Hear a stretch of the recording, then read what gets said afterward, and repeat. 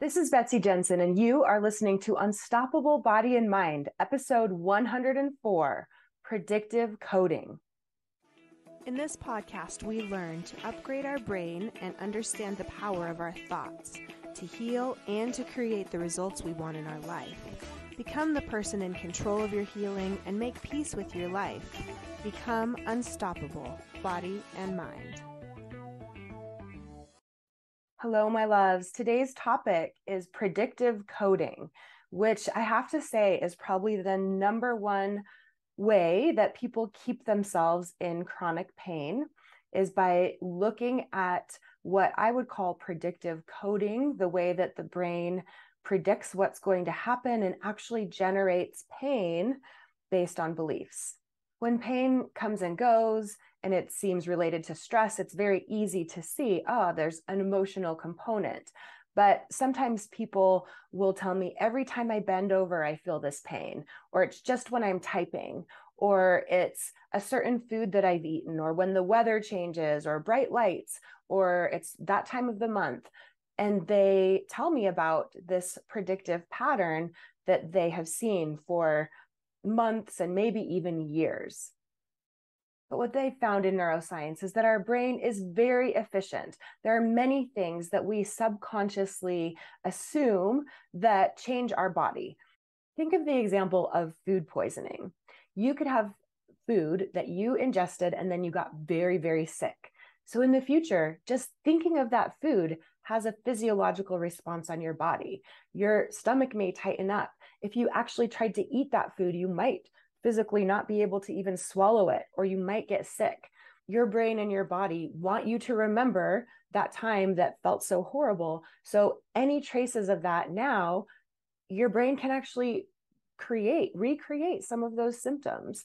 When a car next to you moves, you may feel your body feel like it's moving when the car next to you moves. Nothing actually moved, but because of the environment and what your brain has put together as this is what this means, your brain creates a sensation in your body. What they found in neuroscience is that our brain is very efficient. So it can very easily form some subconscious thoughts about what happened and what is going on. And then our reticular activating system, this part of our brain that's designed to back up our beliefs, will actually cause us to only find those things in reality that back up our beliefs and remember those and forget the rest. So an example is someone might tell me that their back pain is related to their periods. And every time they have their period right before they have back pain, for example. And then when I question them a little more, sometimes they'll say, yeah, when I was on vacation, that one time I didn't have it. Or, out of the last 4 months, 3 out of the times I had it and one I didn't. And that is actually showing that it is not something structural, right? If it was something structural, it would happen every single time. And so just by that alone, you can see the brain tends to kind of overgeneralize to see the patterns it's familiar with. It happens at this subconscious level, so we're not even consciously aware of it. But it's like Pavlov's dogs. When he would ring a bell repeatedly right before he gave them food, they came to associate the bell with food, and physiologically their body changed.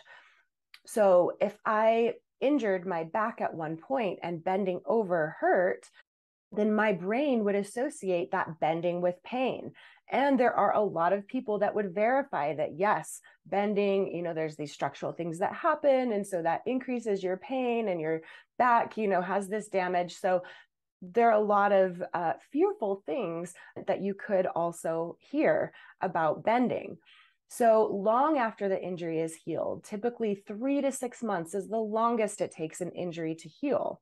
And after that time, it's fair to assume that there are a lot of predictive coding pathways that your brain has generated, right? It wants to be efficient. Your brain saves time. It's like a shortcut by having this predictive coding. So after your injury has healed, you may still feel that pain with bending forward.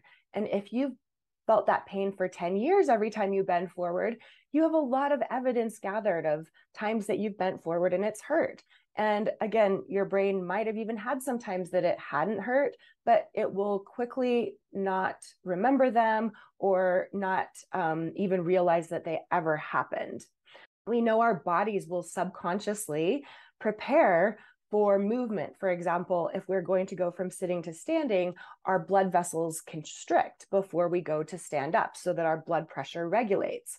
So the same thing can happen, for example, with our muscles. When we have a pattern of, I've had this before myself, that's how I know when my back has been very tight.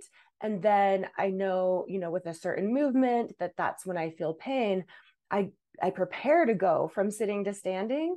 And I actually, before I even do it, feel my back tighten up and then go to standing. So it's like the brain believes there's this area to protect, it has to tighten up.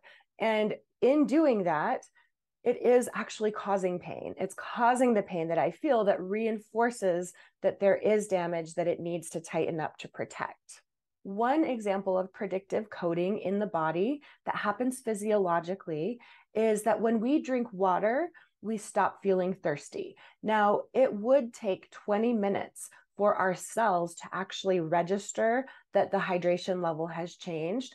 But our brain, through experience and through what people have told us, is that when we have that thirst signal, that when we drink water, that will solve it. So instead of drinking water for 20 whole minutes until we stop feeling thirsty, we actually drink water, stop feeling thirsty, and then the body goes on doing what it needs to because that task is taken care of. You could think of predictive coding and the reticular activating system like when you buy a new car and all of a sudden you notice all the same cars that are out there that are like yours that you had never noticed before. So this can happen with pain, with these patterns.